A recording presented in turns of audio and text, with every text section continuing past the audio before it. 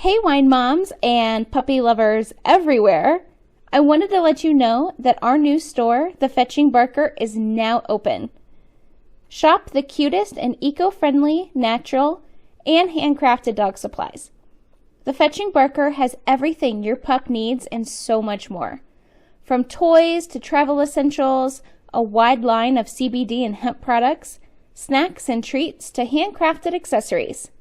Shop your favorite brands like Pet Head, Becco Pets, Papilla, Peddleton Pet, and more, or find new brands that I am sure you're going to love. Visit thefetchingbarker.com and feel good that a portion of all profits go to support global conservation efforts. I mean, this is the planet our pet loves, right? That's thefetchingbarker.com. Do you want a real, honest, and flexible career that you can do from home? This is not another direct sales gig or one of those fake get-rich-quick schemes, but a real, professional, and flexible way to earn a legitimate 5 to 6 figure income around your lifestyle. What I'm talking about here is bookkeeping. And yes, you heard that right, bookkeeping. This position has been around for over a century and has been an upstanding and honest career path within the financial industry. A bookkeeper is the backbone to any business and the right hand to a CPA or EA. Traditionally, this position has been in an office setting or placed within an accounting firm. But with today's technology and cloud-based programs, bookkeeping is now available and trusted to be done anywhere. This is why I've released my Home Bookkeeper Masterclass. This class gives you all the knowledge and insight on how to launch your very own home bookkeeping business and goes along with the #1 accounting program in the nation. You'll also receive a business resource guide on my favorite bookkeeping aids and how to use them, and a Pro Advisor study guide to help you pass the free, yes, I said free, online certification with the same accounting program that I use at my bookkeeping firm, EDJ Consulting. Head over to the resources page at emmadon.com to enroll in the Home Bookkeeper Masterclass today. Hey wine moms, and thank you for listening to this MW Network and Emmadon production. Now available on Spotify, Apple Podcasts, Google Podcasts, themommywines.com, and wherever else you get your favorite podcasts. For exclusive content and early access, make sure to tune in on Patreon. Hello. Hello. Hi. Hi. Good morning. It's 5 p.m., but good afternoon. Good afternoon. I know the time difference is crazy between us. It is, yeah. It's 7 a.m. for me, so I'm just waking up. Oh my goodness. Well, thanks for fitting me in bright and early. Of course. So honestly, like the time difference, I'm so used to it. I have clients and students in the US, and it's just one of the, and actually in the Netherlands as well. It's just one of those things I'm kind of used to now. So all good. Yeah. So I'm doing all of my recordings now at home, and yeah. So if you hear any interference, I have my dog here and my patio open. So nice. Let me know, and I'll just be sure to edit that out. Sure. But yeah, I was just so taken back by your Instagram, and this is how I find awesome guests is I cyberstalk them. No. It was so cool that you reached out. I was super happy to hear from you. Yeah, I saw your profile and I checked out the story on your website, and I was like, I have to hear more about this person. I am just a curious beast by nature. So when I heard that you just packed up your whole life and decided to make some serious changes and move to Bali, I was like, I want to hear that story. Nice. I'm glad it's inspired you to connect with me. That's definitely the purpose of me sharing, is to connect with more people. So that's awesome. Yeah. So what inspired that change? Oh my God. Well, I think it was a long time coming, to be honest. I think that really, I think that there was a lot of things in the lead up to me making a big decision like that. I don't know if you read or heard, but I also left my fiance as well. I did read that. Yeah, you left your country and your to-be husband and just hit the road, huh? Yeah, I did. And look, I mean, like I said, it had been a long time coming. So I live in Bali now, and I had been wanting to be here for a while, and it had been something that we'd both been working towards. We'd intended to come out here for like 6 to 9 months, travel for a bit, then move to Ireland, where he's from, and then we actually had a wedding plan for that September. And then we were thinking about having a family. So it was all laid out. And we just wanted to trial this laptop lifestyle for a little bit.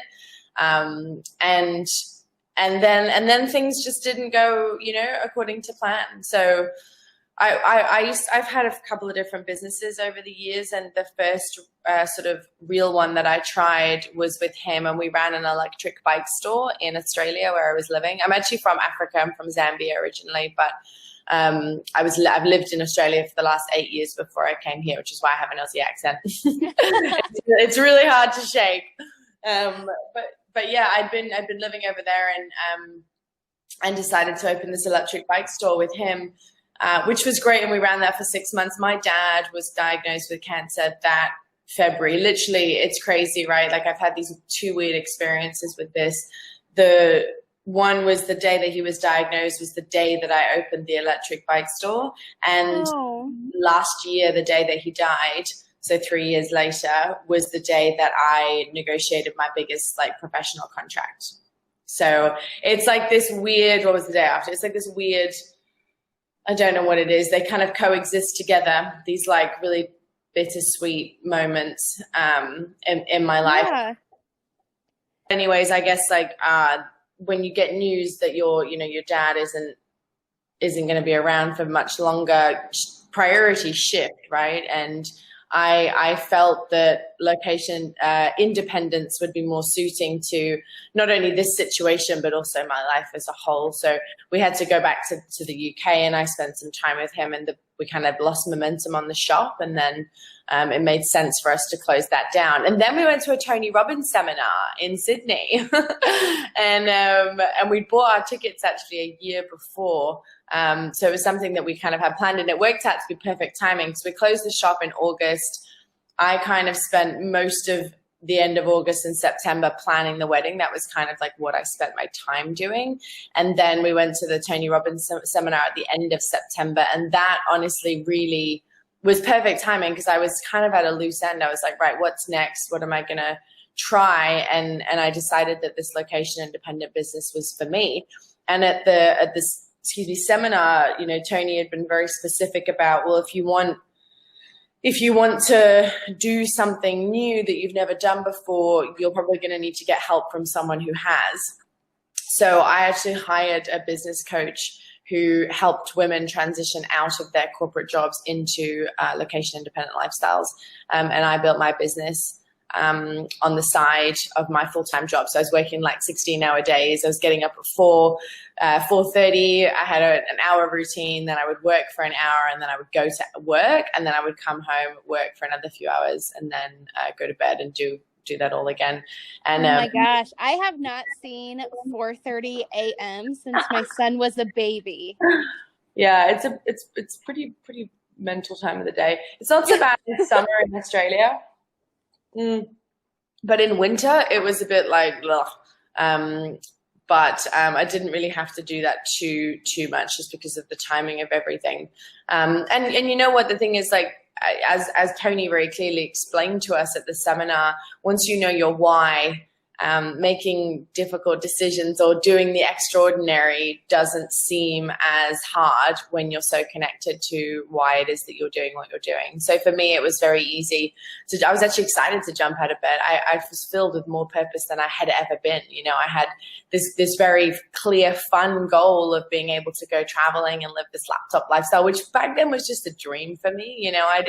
I'd been working in corporate marketing for 9 years. I'd been in massive, I had big jobs in big retail companies that I was just a cog in the corporate machine, and I had no idea. All I wanted was freedom. I wanted this sense of life on my terms.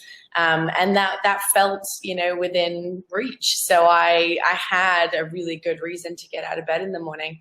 The thing that I didn't expect to happen after the seminar was that I didn't expect to lose my partner along the way. We had decided to build these businesses so that we could travel and work. And I'll be honest with you, Emma, like my plan was actually bigger than this. So the location independent lifestyle, I wanted that to feed into my family life too. I had seen through my friends and through just general society, the way that modern society creates an environment for child raising, in that it's, families do it alone most of the time. There's a lot of pressure on women to be at home with their children full time as well. And I know myself, and I knew that life wasn't going to be for me. Right. I already had a lot of anxiety around that because I knew that I was probably going to, have to deal with a bit of pressure, especially like my ex's family is Irish, like they're very traditional, so I kind of felt like I was already going to be breaking convention. But I had seen also through my network and through my reading that there were other ways of doing things. And I thought that if I could create location independence through my business and freedom and autonomy, then even if I was living in Ireland for, 6 months of the year in the summer, I could at least escape to Europe in the winter or, travel a lot and just have this total flexibility to work from anywhere. And unfortunately, my fiance just didn't get it done. So when we came to April of 2018 and we had booked tickets to leave in July, and our plan was to go to Europe and spend some time, with my family. I was going to go to Barcelona to scout the wedding venue, do my hair, makeup trials, like that was all booked.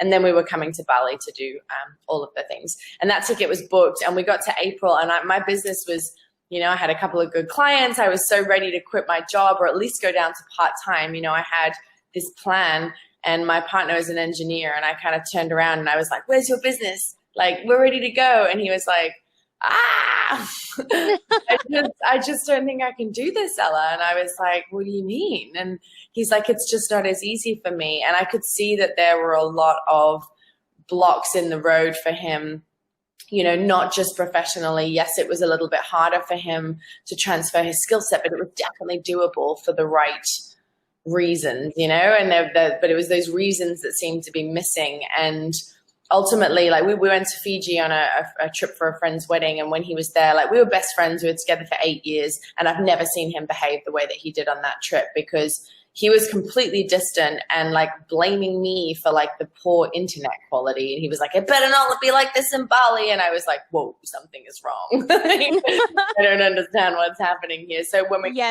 because one single person in the world controls the entire internet. Right. He's like, "Better not be like this in Bali." But that was such a telltale sign for me. Like, what a thing to say. It's completely irrational, and just showed me that there was some pressure on this situation that I couldn't see happening. I was just excited. And he was like, "You're telling everyone on our holiday, like, all these places that we're going to go to, we haven't agreed on any of that." And I was like, "Yeah, you know what? You're right. We haven't agreed to specifically go to Vietnam or Cambodia, but these are some places that I would like to explore, and you haven't brought anything to the table. So I'm going ahead with, Ella's dream trip. And if you'd like to make some suggestions, like, please do. I really want to share this experience fully with you." And then when we got back and I sat him down and I was like, "What's going on?" He was like, I don't want to do it. I don't want to go to Bali. I don't want to be on the move all the time. I just want to go back to Ireland and have a house and go on holiday, 3 or 4 times a year like everyone else." And it turned out that his desire to break convention and do things the difficult way in order to have what in my perspective was the dream life, he just didn't want to do it. He wanted something different. And that's what it came down to ultimately, was the decision that I made to pursue my dreams, came at the sacrifice of my relationship. And I met up with him. We broke up 2 years ago, and I met up with him when I was in Australia last month. And I haven't seen him for 2 years, and we're still very good friends. And, we sat down and had dinner, and I asked him, like, in your mind, after everything that's happened, what happened? I'd love to hear from your perspective what you think was the thing. And he was like, well, ultimately we wanted different things, and you weren't committed to doing that within the relationship. Your future looked more compelling outside of the relationship than it did in. And I think deep down, when he said that to me, I had that gut wrenching feeling of, I don't know if you've ever had this when you like mess up at work or something, and you're in a lot of trouble. And you're like, oh, like this is the thing. I'm gonna be in a lot of trouble for this. That sinking feeling, I remember feeling that, and I just knew there and then that it was probably over. And I knew that, I knew that I had to make the hard decision. I knew that I had to leave. And I had this very strong vision, actually. And I've had many visions since then, since I've gone on this big spiritual journey that I've been on, but this was the first of its kind.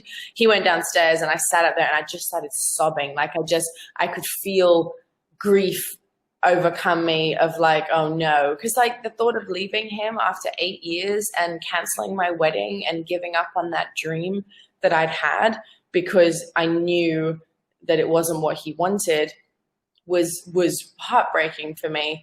And I sat there, and I had this flash forward to a 90-year-old, super old version of Ella. And she was hanging out, probably in a rocking chair, being cool.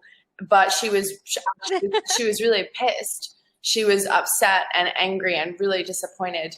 And she was saying to me, like, you've messed it all up. You didn't take the chance, and you didn't do the thing that you're supposed to do, which is life for you. And I couldn't stand the thought of that disappointment in myself at the end of my life. New year, new wine. And of course, I'm talking nakedwines.com. If you haven't tasted the delicious, independently crafted wines from boutique winemakers around the world, can you even call yourself a fellow wine mom? Debatable. But don't worry, I got you, girl. Use code MOMMYWINES50 or click the link in the show notes below to receive your first 6 bottles delivered right to your door for only $34.99. That's $34.99 for 6 bottles of wine delivered to your door with code MOMMYWINES50. You're welcome. And so that was really the kick that I needed to do the hard thing. And over the next 2 weeks, I ended the relationship.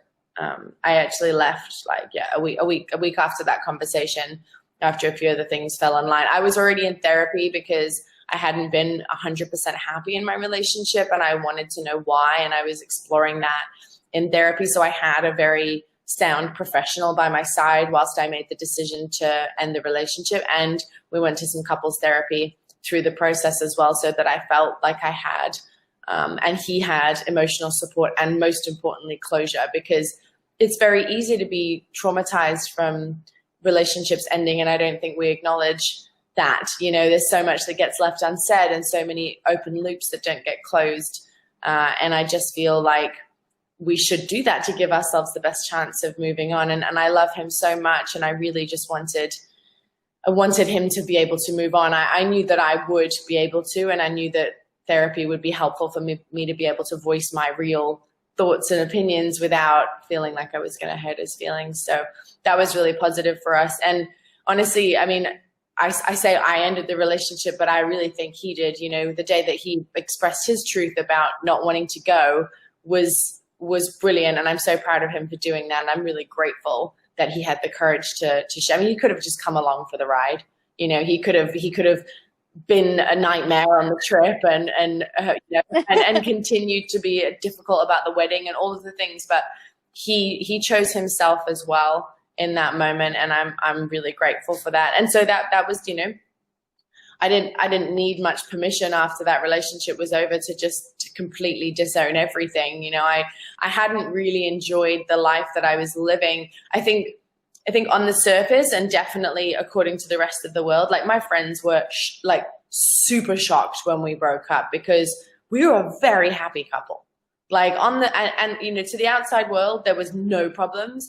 On the inside, there were a couple of problems, but nothing major. You know, we were dealing with a very beautiful, loving, happy, very full of laughter relationship, but it definitely felt like I was compromising on, you know, a fuller life for it. So it wasn't enough.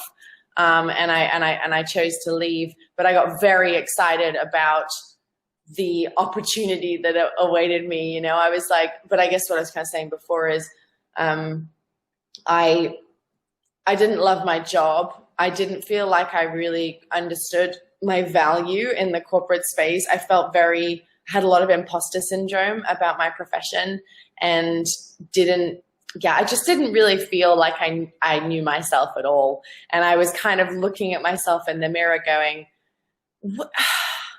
I remember when you were younger feeling like you were gonna conquer the world, and I'm looking at you and you're 29 and I'm not sure that you're on the right track. You know, like this doesn't look like world conquering to me. So like maybe we need to go and do some digging. And when I got to Bali, which was a very difficult experience, honestly, the 3 months in the lead up to leaving was hell, absolute hell. You know, like I had to sell 8 years of our belongings. He left 5 weeks after we broke up. He moved back to Ireland. And so I did that on my own, and was living in a massive townhouse on my own. You know, I had to move furniture, sell my car. Like I'd been used to having this buddy around for 8 years to help me with life. And then he was gone. But again, like I got this, you know, like it's not, I've traveled and moved countries so much my whole childhood, you know, and I've had to pick up and start again so many times that it wasn't that foreign to me to do it. And I just knew the only way that I knew how, and I think this is very common with a lot of women actually, is I just put one foot in front of the other. You know, I just went, okay, I don't know what tomorrow is going to look like. And today was really painful, but I'll get up and do it again tomorrow, you know, and I'll just keep moving and keep moving forward. And I had my mum, and she's in the UK, but she and I spoke every day, and she was my rock through this whole process. She was so supportive of me having the courage to leave him, because I knew it wasn't right. And I'm really grateful that I had that support.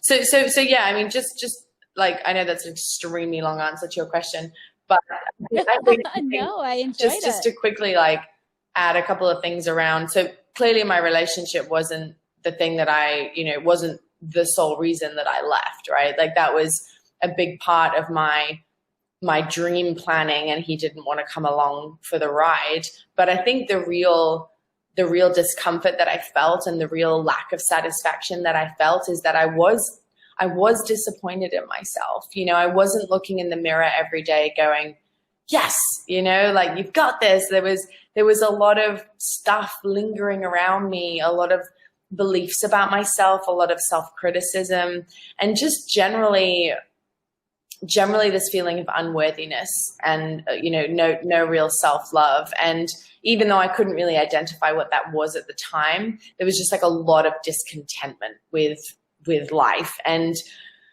I don't want to say that I knew that there had to be a better way, because the life that I live now and the human that I've become, I had no idea was possible. But I think I just made a commitment to going on the journey to find something else. I've been on enough adventures in my life to know that you don't know what's around the corner.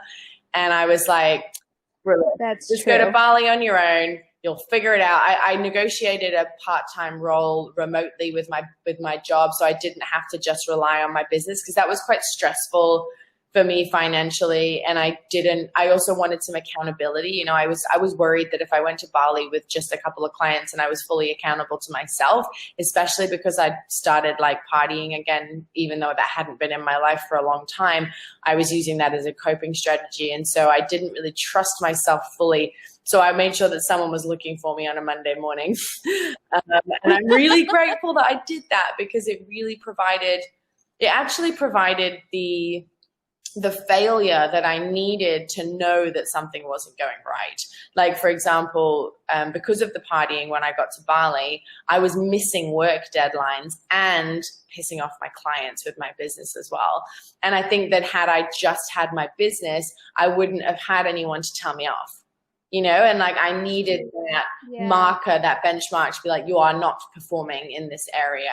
And it was like not performing in that area, not loving my business. A couple of months after I arrived in Bali, the whole thing kind of came crashing down, and I spent a couple of weeks in a very deep depression. And then that was what sort of triggered the change that I needed to take a real, like an honest look at myself.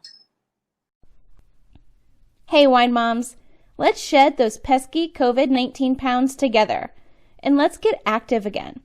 Summer is just around the corner, and the weather is heating up.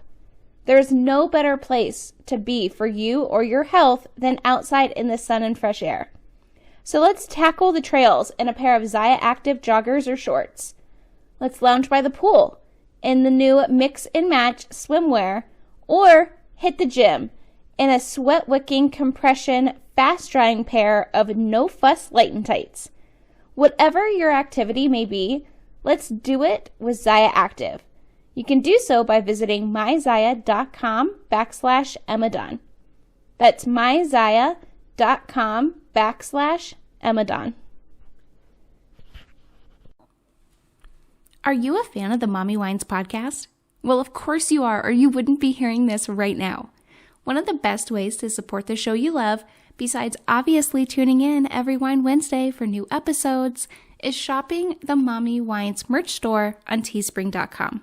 This is where you'll find all of the Mommy Wines branded goodness, mugs to hold your coffee over cardio morning Java, iPhone and Samsung cases, premium ultra soft hoodies perfect for upcoming cooler months, and of course flowy tees and tanks flattering on every mommy out there. Go shop the Mommy Wines storefront on teespring.com and make sure to use code WINEMOM for free shipping. So that is the end of part 1 of Ella's episode. If you are as intrigued with this story as I am, and you want to know how she went from being unhealthy in her life and her mind to living a free, full, remote life, stay tuned this Wine Wednesday for part 2. Thank you for listening to this episode of the Mommy Wines podcast. Make sure to leave a rating and review. To support the show you love, check out the exclusive branded merchandise on themommywines.com. For extra sassy, honest, and potentially controversial content, make sure to join me over on the Mommy Wines Patreon.